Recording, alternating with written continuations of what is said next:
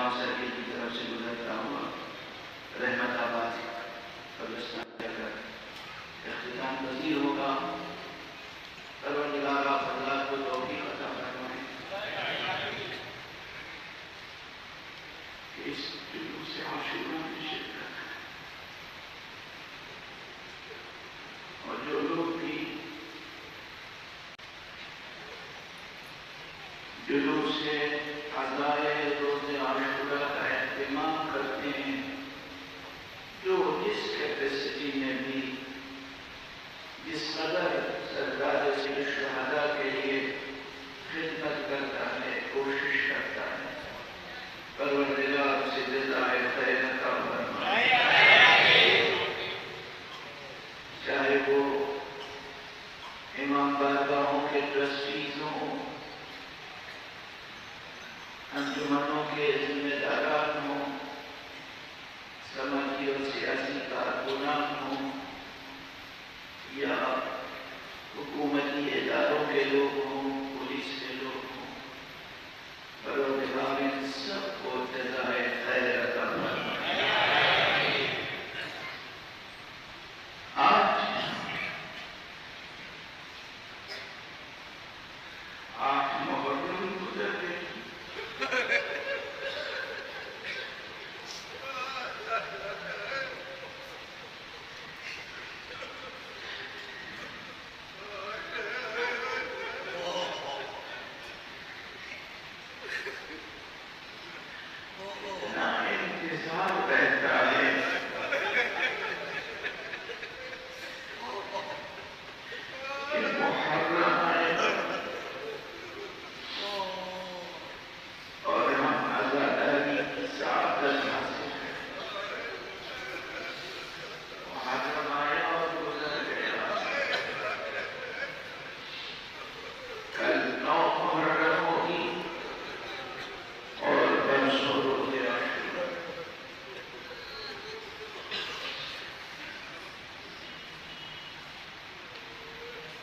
پورے گلوب پر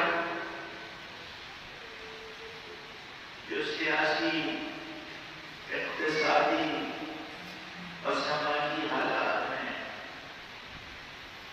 اس کے نتیجے میں زندگی کا ہر شعبہ متاثر ہو رہا ہے، اور یہ فطری بات ہے، یہ فطری بات ہے۔ ہمیشہ یہی ہوا ہے اور یہی ہوگا۔ اس زمان و مکان میں، اس اسپیس ٹائم کمپلیکس میں یہی ہوتا آیا ہے، یہی ہوتا رہے گا کہ زندگی کے شرائط، کنڈیشنز، سرکمسٹانسز، یہ انسانی زندگی کے ہر شعبے کو متاثر کرتے ہیں۔ سب سے زیادہ جو چیز متاثر کرتی ہے وہ ہے اقتصادی حالات، اکنامکس۔ اس کے بعد جو سب سے زیادہ متاثر کرتی ہے چیز وہ سیاسی حالات، پولیٹیکل کنڈیشنز اور سرکمسٹانسز۔ یہ دونوں مل کر انسانی معاشرے کو اور انسانی سماج کو بہت متاثر کرتے ہیں، بہت زیادہ۔ پوری دنیا کی جو سیاسی اور اقتصادی صورتحال ہے، یہ دنیا کے ہر مذہب اور ہر مسلک کے انسانوں کو بھی متاثر کر رہے ہیں یہ حالات۔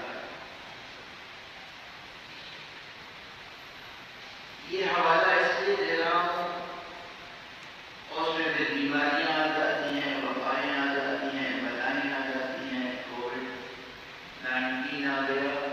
ان سب نے عزاداری کی قدروں کو بھی متاثر کرنے کی کوشش کی اور کر رہے ہیں۔ میری آواز جہاں تک جا رہی ہے، میں آپ سے بس ایک التماس رکھتا ہوں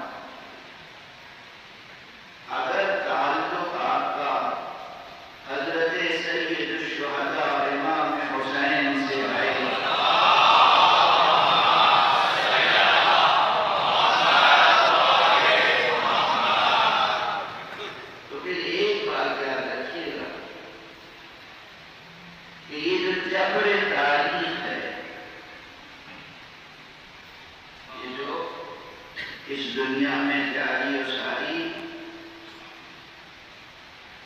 میٹیریل ڈائلیکٹسزم ہے، یہ جو جبر تاریخ ہے، یہ جو جبر زمان و مکان ہے، یہ جو مادی حالات کا جبر ہے، اس کے آگے مجبور ہو جانا کسی حسینی کو زیب نہیں دے پڑا۔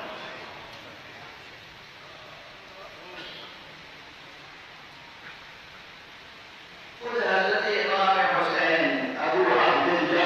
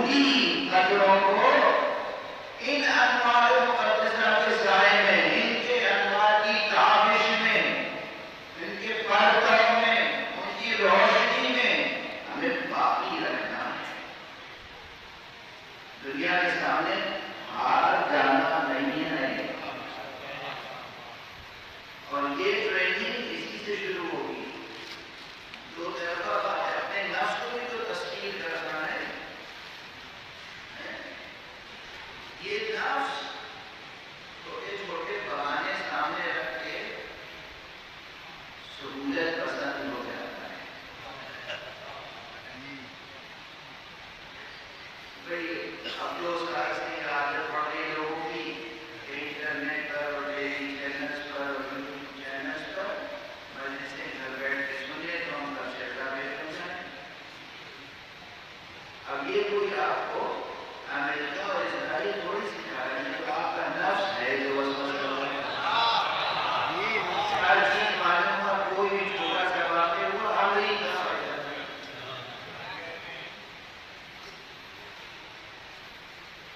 وہ شیطان بزرگ ہے، اس میں کوئی شک نہیں، مگر ہم لوگ کا نفس بھی کیا شیطان خود ہے.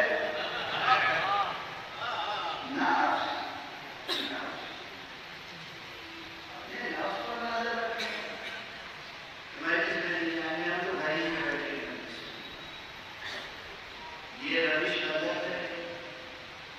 اور پھر جلوس عاشورہ، جلوس عاشورہ کی عظمت میں، حرمت میں، اس کی شان و شکوہ میں روز بروز سال بسال اضافہ ہونا چاہیے، کمی نہیں. کچھ بھی ہو جائے، کچھ بھی ہو جائے. میں بہت سخت جدا کہوں گا، کربلا میں تو اصحاب حسینی کو یقین تھا کہ موت ہی سامنے ہے.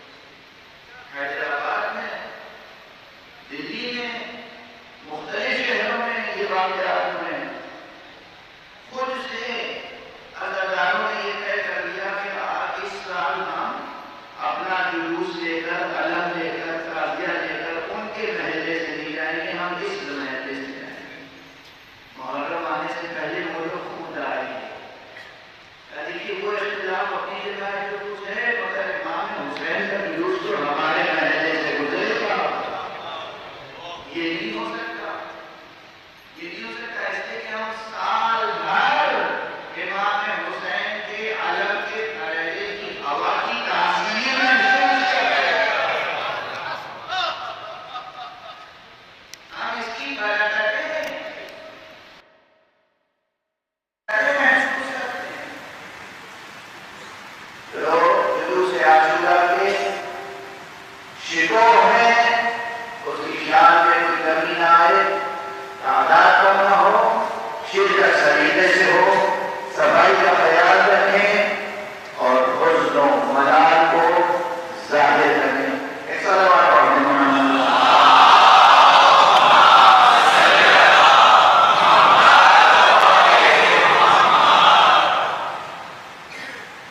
ظاہر ہے آپ کے سامنے جو صورتحال ہے، جو اپنی اعلانات ہوتے ہیں، جو اپنی سوالات ہوتے ہیں، اور اس کے پاس جو موضوع ہے وہ طریقہ نہیں، اس کے بیان میں، اس کی وضاحت میں کمی یا کوتاہی ہو جاتی ہے کیونکہ وقت کی بھی محدودیت ہوتی ہے۔ عنوان کا ہمارا اس مرتبہ امام حسین انوار و اقدار۔ مقصد یہ تھا کہ ہم اس عنوان کے تحت آقا حسین کی سیرت کے نورانی گوشے پیش کریں آپ کے سامنے، اور وہ قدریں، وہ ویلیوز جس کی ضرورت تمام عالم انسانیت کو ہے۔ صرف شیعوں کو نہیں ہے، صرف سنیوں کو نہیں ہے، صرف مسلمانوں کو نہیں ہے، تمام عالم انسانیت کے لیے حضرت سید الشہداء ابو عبداللہ حسین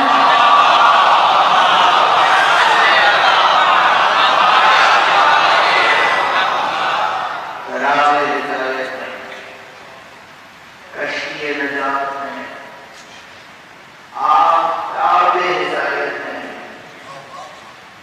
سراپا نور ہے، باطن آیت نور کا مصداق ہے۔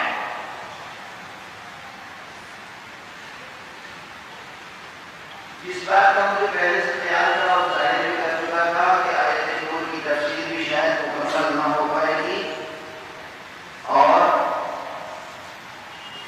جو کچھ میں اس دن عرض کرنا چاہتا ہوں کچھ عرض نہیں کر پاؤں گا، لیکن ہمیشہ ایک کامیابی ضرور مجھے ملتی ہے، وہ یہ کہ ذہنوں کو کم سے کم اس موضوع سے مانوس کر دے، اذہان مانوس ہو جائے، سوالات ذہن میں پیدا ہو جائے، اور یہ سوالات آپ کو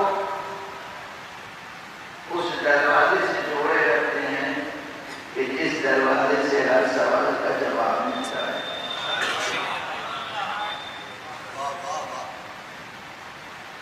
میں نے اسی اشعرے میں کہا تھا، اس سے پہلے بہت سی مجلسوں میں کہہ چکا ہوں، اور آج پھر تیزی سے یہ چھوٹا سا جملہ کر کے گزر رہا ہوں کہ سوالات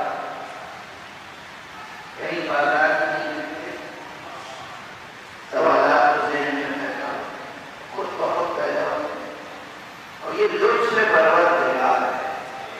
اس سے پہلے ایک مثال دی تھی میں نے بھوک کی، جسم میں بھوک پیدا ہوتی ہے جب جسم کو مزید طاقت کی ضرورت ہوتی ہے، غذا۔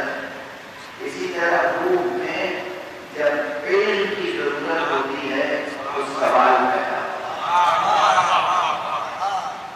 کیونکہ علم غذائے روح ہے، علم ہی غذائے روح ہے، علم ہی غذائے روح ہے۔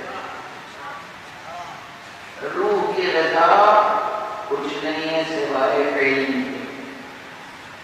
جسم عناصر خاکی سے بنا ہے تو اس جسم کی غذا خاک سے رویدہ ہوتی ہے، اس جسم کی غذا زمین سے پیدا ہوتی ہے۔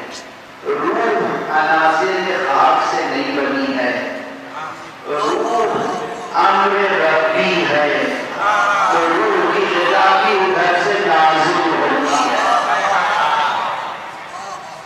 اسی لیے روح کی آبیاری کے لیے، روح کی سیرابی کے لیے، روح کے تغذیے کے لیے، روح کی تقویت کے لیے پروردگار عالم نے جو ہدایت کا نظام قائم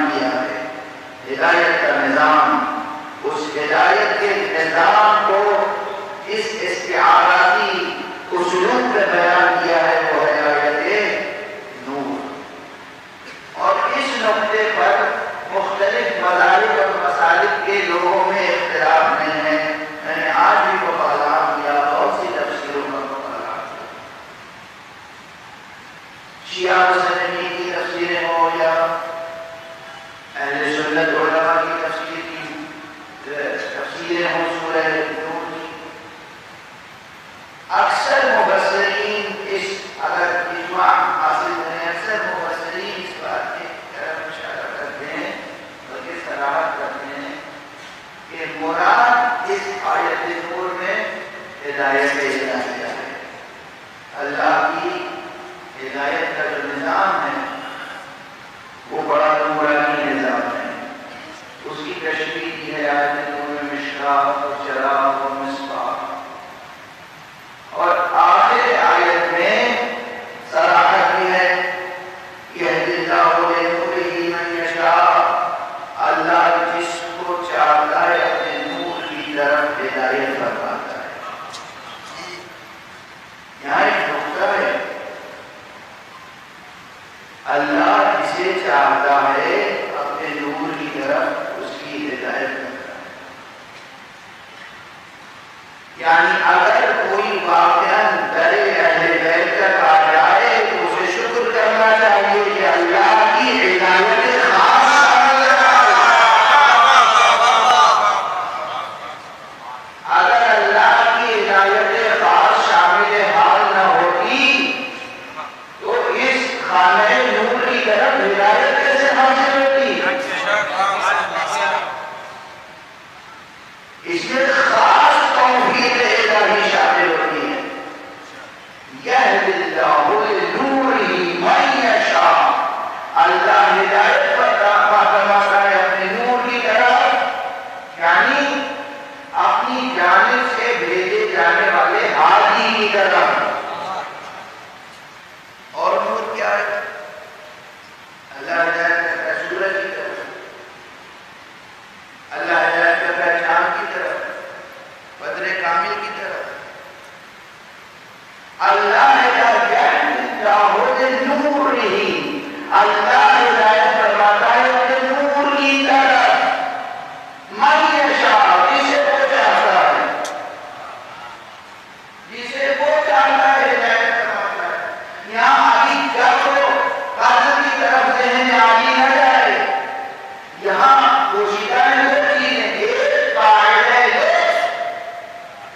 اور ایک مصلحت و توفیق. اللہ نے خلق اس لیے کیا ہمیں اور آپ کو سب کو اس کائنات کو کہ اس کے فیض کا تقاضا تھا. لفظ یاد رکھیے گا، میں کبھی کبھی کہیں بھی لفظ حوالے کر دیتا ہوں کیونکہ ہر لفظ کے ذہن میں جو تفصیلی بیان ہے نا علمی، وہ بیان وقت کے سانچے میں اسے خوشنودہ کر کے پیش کرنا مشکل ہوتا ہے کبھی کبھی. تو یاد رکھیے کہ جیسے اس سے پہلے آج میں نے آج دن میں بھی پڑھا، اس سے پہلے بھی پڑھا تھا، اور آپ کے سامنے بھی تیزی سے دوہرا رہی ہوں اس توقع کے ساتھ کہ پہلے سے آپ کو یاد ہوگا ہی. یہ چیز آپ کو یاد ہو جانی چاہیے، دیکھ ہو جانی چاہیے. اب دیکھیں یاد ہے یا نہیں زبان جواب دے گا. قرآن مجید کے بارے میں اگر میں پوچھوں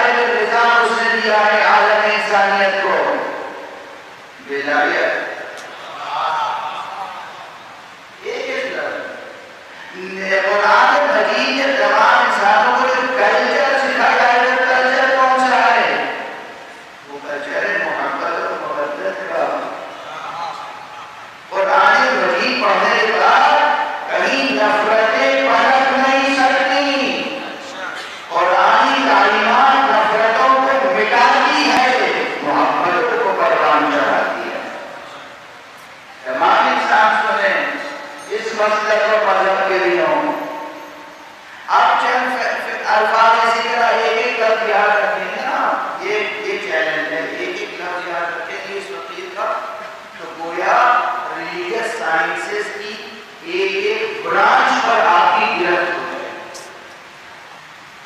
بڑے بڑے مسئلے جس پر سینکڑوں صفحے لکھے جا چکے ہیں یا لکھے جا سکتے ہیں وہ آپ کی روٹی میں ہوں گے.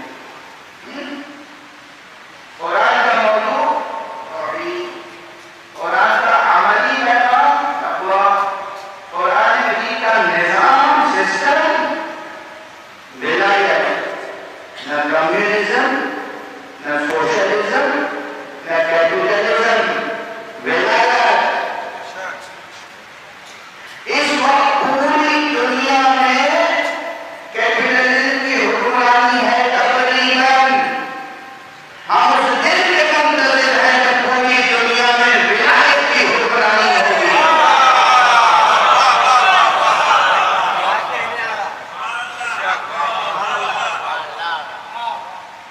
ولایت کی حکمرانی آنی کیا، کیپٹلزم کی حکمرانی کیا مانی ہے؟ ایک ایک لفظ. کیپٹلزم کی حکمرانی کے معنی ہے کہ امیر سے امیر تک ہوتا چلا جائے. کہاں بڑی ٹرمینل ابھی استعمال ہے وہاں کے سامنے، کیونکہ یونیورسٹی کا لیکچر تو ہے یا کوئی یونیورسٹی کا پروفیسر بھی بیٹھا ہے، ادیب بھی ہے، شاعر بھی ہے، عالم بھی ہے، اسکالر بھی ہے، لیکن ایک مزدور بھی بیٹھا ہوتا ہے ہمارے ساتھ. تو ہم بالکل سادہ سی بات ہیں. کیپٹلزم کا فلسفہ کیا ہے؟ جو امیر ہے وہ امیر سے امیر تک ہو جاتا ہے، جس کے پاس پیسے ہیں اس کے پیسے میں اضافہ ہوتا جائے، ثروت میں اضافہ ہوتا جائے، اور جو غریب ہے وہ غریب سے غریب تر ہوتا چلا جائے. اور ان کیپٹلسٹوں کے سامنے یہ جتنی تصویریں کرتے ہیں نا، یو این کے پلیٹ فارم سے، یونیسکو کے پلیٹ فارم سے اور پتہ نہیں کس پلیٹ فارم سے، یہ سب سیاسی باتیں ہوتی ہیں. Human rights, human values, moral values, سب سیاسی باتیں ہیں. اس میں کوئی روحانی حقیقت نہیں ہے. عام انسانوں کی قدر و قیمت ان کے سامنے حشرات الارض کے برابر بھی نہیں ہے. ان مغلوب لوگوں کو پہچانیں، بیدار ہوں، غفلت میں نہ رہیں، ان کی میٹھی میٹھی باتوں میں نہ آ جائیں. ان کے سامنے حقیقت انسان کی کوئی قدر و قیمت نہیں ہوتی، کوئی قدر و قیمت نہیں ہے. اگر آپ دیکھتے نہیں ہیں کس طریقے سے دنیا کے بڑے بڑے ملکوں کو تباہ کر دیتے ہیں.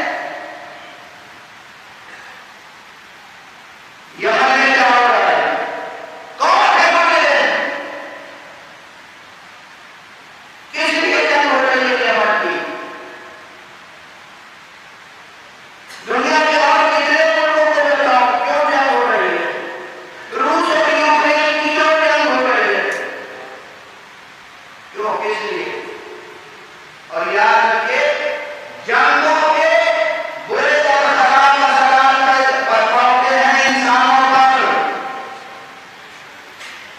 اگر ذہن بیدار ہے تو ایک جملہ کہوں، دنیا کی تمام جنگیں وہ ہیں جو تمام انسانی معاشرے پر برے اثرات ڈالتی ہیں، الا ایک جنگ بھی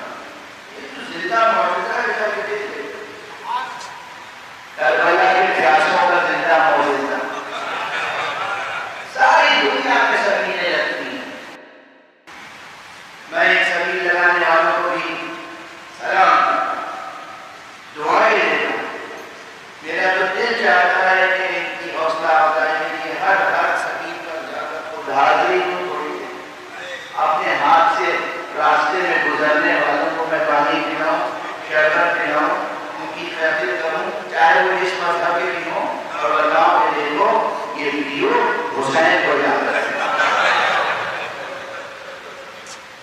بہت بڑی عبادت ہے، عبادت ہے، میں کہہ رہا ہوں عبادت ہے۔ خدا آپ کو زندہ سلامت رکھے، آپ کو خوب برکتیں عطا فرمائے۔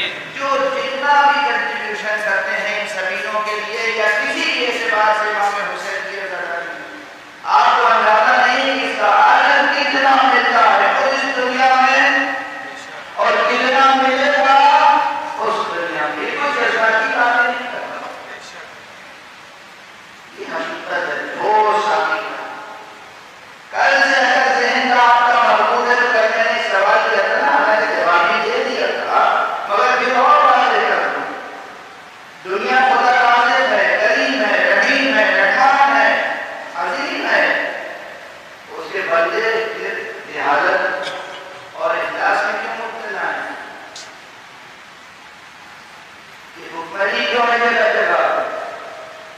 افریقہ میں، یمن میں، مختلف جگہوں پر، اور صرف ایشیا اور بھر بھر کی بات نہیں ہے۔ ذرا چلے جائیے ساؤتھ امریکہ میں، چلے جائیے دوسری کنٹریز میں، وہاں کس قدر غربت ہے، کس قدر افلاس ہے، کیسی ناداری ہے، سب کا درد آج کے دلوں میں ہونا چاہیے اور سب کی خبر رکھیے۔ یہ کیوں بھوک کون مار رہا ہے؟ آج کا ویسٹرن کیپٹلزم۔ یہ بھوکوں کو بھوکا رکھتے ہیں۔ ارے یہ تو وہ ہیں جو بچوں کے ہاتھوں سے نوالا چھین کے، آپ کیا جانیں ان کی شقاوت؟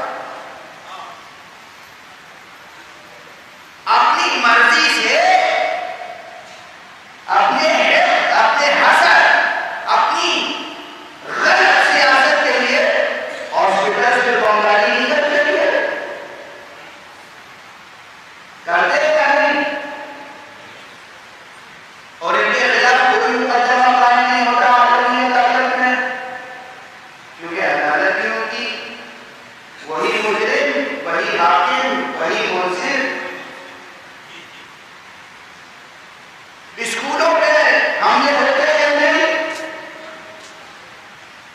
نادان بچے، طالب علم، علم حاصل کرنے والے بچے سسر کے مر جاتے ہیں یا نہیں؟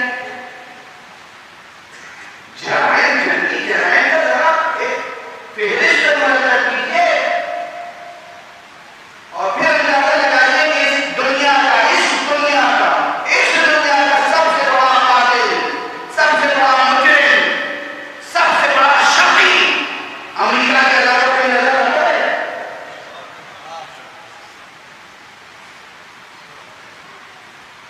میں سیاست سے کوئی تعلق نہیں رکھتا، میں تو جب ایک غریب کو ایڑیاں لگاتے ہوئے دیکھتا ہوں تو دل میں آتا ہے، جب ایک بھوکے کو دیکھتا ہوں تو دل میں تکلیف پیدا ہوتی ہے۔ یہ جو ویسٹرن کیپٹلزم ہے ان سب کے اوپر تو حضرت شیطان اکبر ہیں امریکہ صاحب، ان کی کیا پالیسیاں ہیں؟ دوسرا ملک پنپتا ہوا یہ اچھا نہیں لگتا، دوسرے معاشرے گروتھ کریں، گروتھ ہو، ایوولوشن ہو، ترقی ہو، پروگریس ہو، آگے بڑھیں، وہ انہیں اچھا نہیں لگتا۔ جھوٹ بولتے ہیں مسلسل، جو کہتے ہیں ہم تو سب کی بھلائی چاہتے ہیں، کسی کی بھلائی نہیں چاہتے، کسی کی بھلائی نہیں چاہتے۔ جھوٹے بہانے نکال کر دوسرے ملکوں کو تباہ کرنا، یہ ان کی سیاست ہے، یہ ان کی سیاست ہے۔ تو ان کا کام ہے بھوک تقسیم کرنا، بھوک پروان چاہنا۔ ان کی پالیسی ہے جاہل رکھنا، جاہل بنانا۔ آپ کو ایک اچھی یونیورسٹی بنانے، آپ کو پابندیاں لگ جائیں گی، آپ کو کیا حق ہے یونیورسٹی بنانے کا؟ آپ دونوں کی، میں یہ کہوں گا اگر یونیورسٹی بنائیے گا میری اجازت سے، آپ کو کیا ہمیں ہاسپٹل بنانے کا، میں یہ کہوں گا میری اجازت سے، میری اجازت میں ہاسپٹل بنے گے. سمجھ رہے ہیں آپ؟ سیاسی تقریب میں ہر چیز سے سمجھیے گا کہ سیاسی تقریب ہو رہی ہے، ہر چیز نہیں.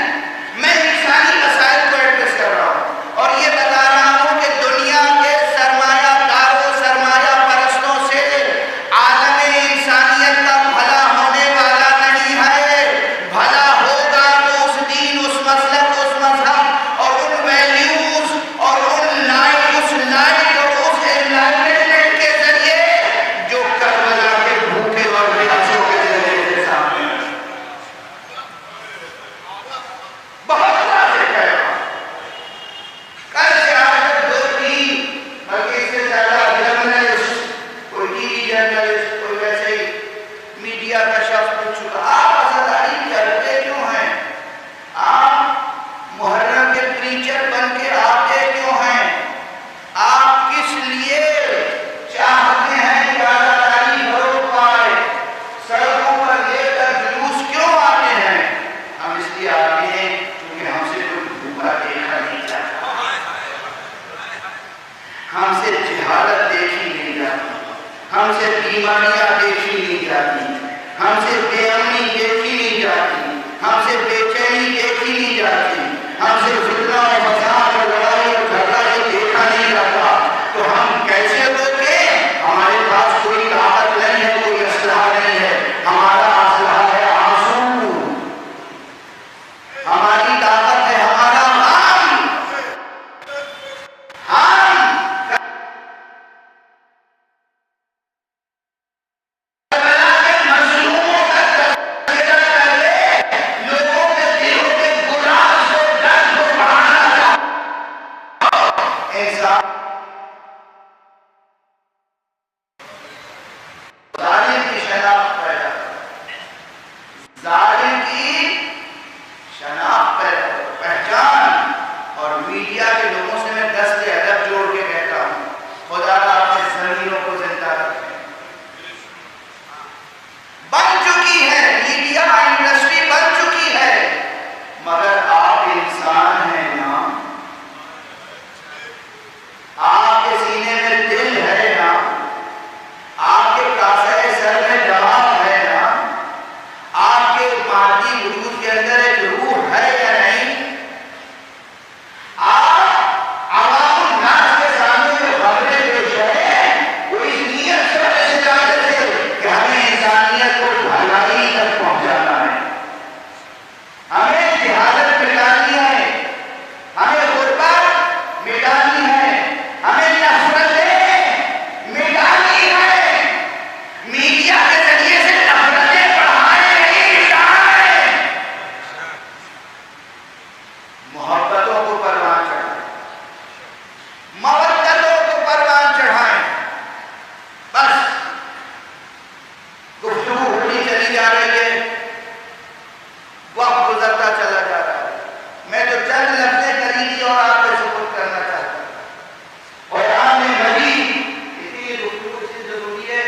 انٹلیکچوئل ڈسکورس بہت کرنا آتا ہے، فلسفی بیان کرنا بہت آتا ہے. پہلے تو بدنام نام نہیں مولانا ممبر میں بیٹھ کے مشکل زبان استعمال کرتے ہیں اور فلسفہ آپ کہہ رہے بیان کرتے ہیں. لوگ تو کہتے ہیں کہ فلسفہ بتاتے ہیں، جس کی جو سطح ہوتی ہے تہذیبی وہ ویسے ہی تو بنتا ہے نا.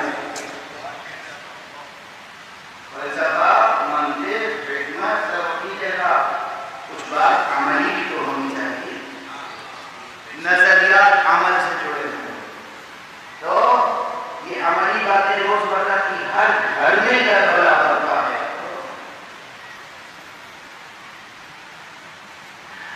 جدید شعراء کیا کہیں گے جو ہمارے کلاسیکی شاعر کہہ گئے ہیں.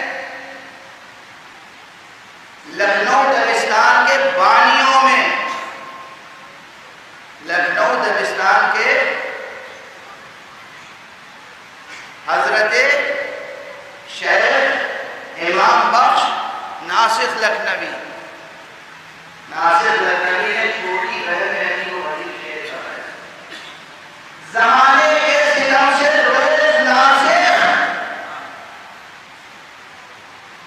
یہ لگتا ہے کہ 200 برس پرانا شاعر بول رہا ہے، زمانے کے ستم سے روز ناصر، نہیں ایک کربلا ہے اور نہیں،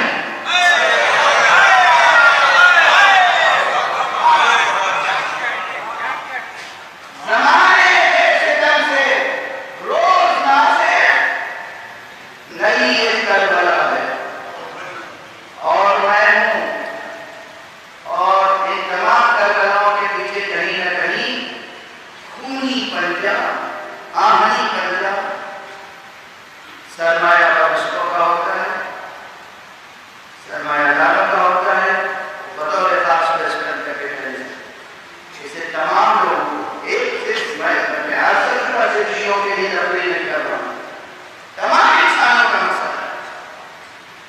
اللہ نے پیدا کیوں کیا؟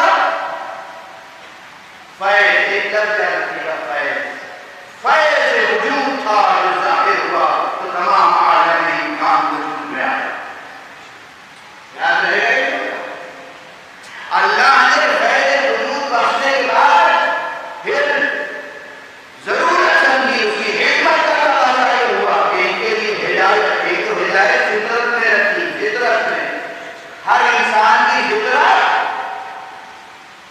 خود مکمل کتاب ہدایت ہے، آج کے جملہ لے کے جائیں، ہر انسان کی فطرت، نیچر ایک مکمل کتاب ہدایت ہے، مگر چونکہ یہاں ماحول ایسا ہوتا ہے کہ ہر شخص اپنی کتاب فطرت پڑھ نہیں پاتا تو پھر اس کو مزید ہدایت کی ضرورت ہوتی ہے۔ دل کہتا ہے کہ سچ بولو، انسان حالات سے مجبور ہو کر جھوٹ بولتا ہے، تو چاہیے کہ کوئی نبی سامنے آئے صادق اور امین، اور وہ اس ضمیر کی آواز کو زندگی عطا کرے، یہ حکم دے کہ سچ بولو، جھوٹ بولنا گناہ۔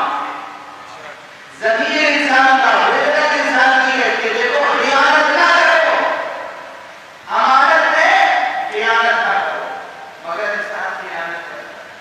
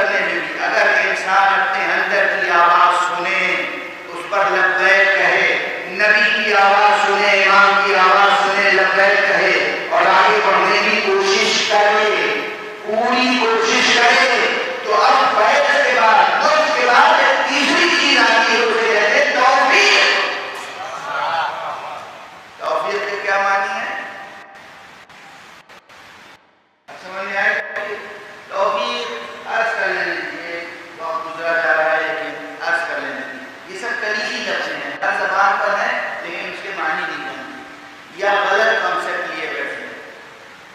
توفیق کا ورڈ جو ہے یہ نکلا ہے، روٹ ورڈ ہے اس کا واو فیقا، وفق۔ اسی سے اردو زبان میں ایک لفظ عام ہے اور ہندی میں بھی ہے، موافقت۔ عام لفظ ہے نا، کوئی شخص کوئی کام کرنا چاہتا ہے، آپ اٹھے، آپ نے کہا یہ کام بہت اچھا ہے بھائی، میں بھی آپ کے موافق ہوں، آپ کے ساتھ، یہ کیا ہوئی؟ موافقت۔ ٹھیک ہے، موافقت کے مقابلے میں کیا چیز ہوتی ہے؟ مخالفت۔ جب میں نہیں چاہتا ہوں، مجھے سمجھ میں نہیں آئی بات آپ کی، میں آپ کے ساتھ نہیں ہوں۔ موافقت کے معنی ہے ساتھ آ جانا۔ اب چونکہ وقت نہیں ہے نا، اس لیے ایک جملے لیتے ہیں۔ اب توفیق جو ہے نا، وجود جو عطا کیا اللہ نے متقاضا ہے، ہدایت کا نظام قائم کیا وقائد ہے، جو اس کے بعد بھی نہیں چھوڑا، اور توفیق کا نظام رکھا کہ جب انسان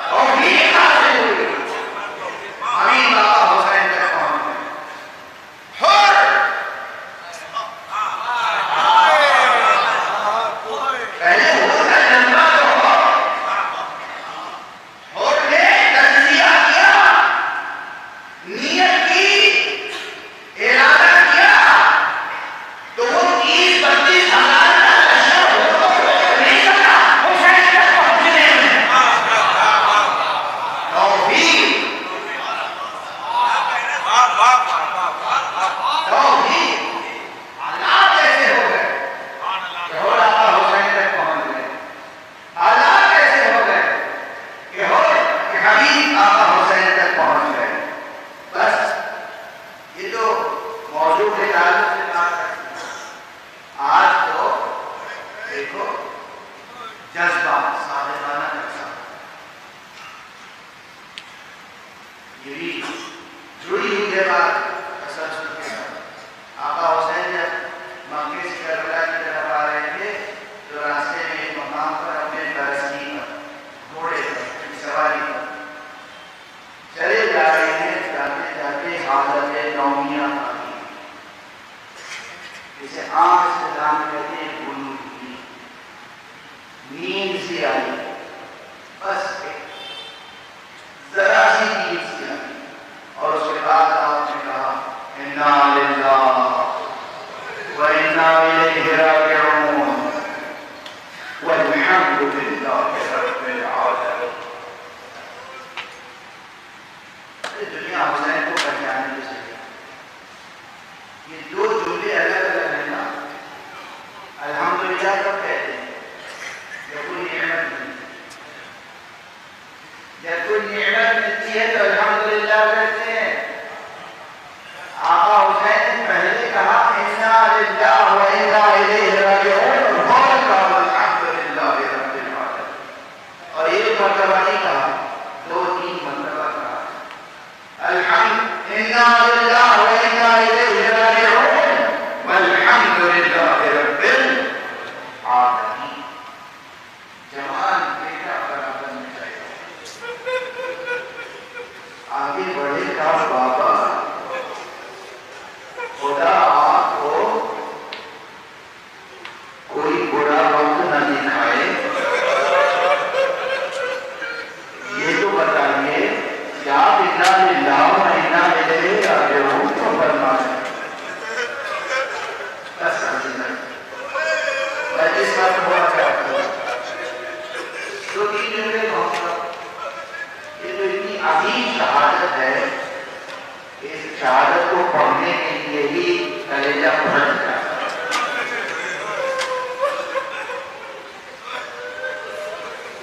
کربلا میں سرکار سید الشہداء خود حضرت سید الشہداء امام حسین کی شہادت کے بعد سب سے بڑی شہادت ہے شہادت شبیہ پیغمبر، شبیہ پیغمبر۔ بس سوچیے، یہ شبیہ پیغمبر یہ بیٹا تھا، آپ بابا اللہ آپ کو کوئی برا وقت نہ دکھائے، یہ بتائیے کہ اس وقت کہہ رہے ہیں استرجاع کیوں جاری فرمایا؟ یہ آپ نے اس لیے انا للہ فرمایا اور پھر فوراً الحمدللہ۔ بیٹا ابھی مجھے عام زبان میں کہہ رہا ہوں، ابھی مجھے نیند سی آ گئی تھی، میں نے دیکھا ایک سوار آ رہا ہے ہماری طرف، اور وہ یہ کہہ رہا ہے کہ دیکھو تو یہ قافلہ کس تیزی سے جا رہا ہے، اسی تیزی سے اس کی موت اس کی طرف آ رہی ہے۔ میں سمجھ گیا بیٹا کہ ہماری سنائی گئی ہے، اب ہماری منزل نزدیک کہتا ہی ہے۔ جناب علی اکبر نے سن کے بس یہ کہا کہ بابا کیا ہم حق پر نہیں ہیں؟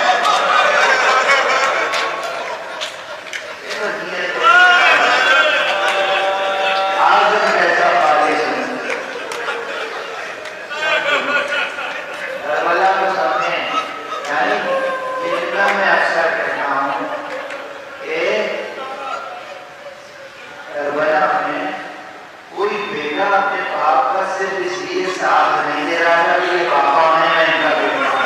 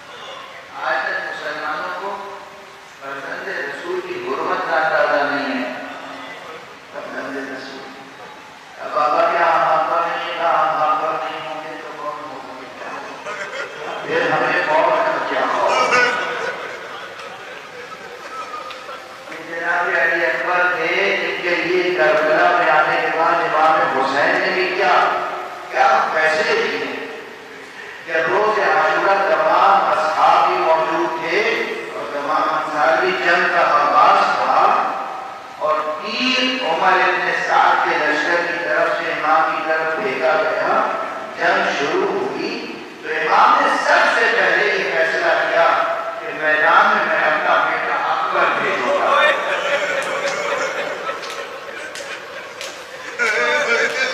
جیسے ہی آپ نے اعلان کیا میدان میں سب سے پہلے اپنا بیٹا اکبر بھیجوں گا، اصحاب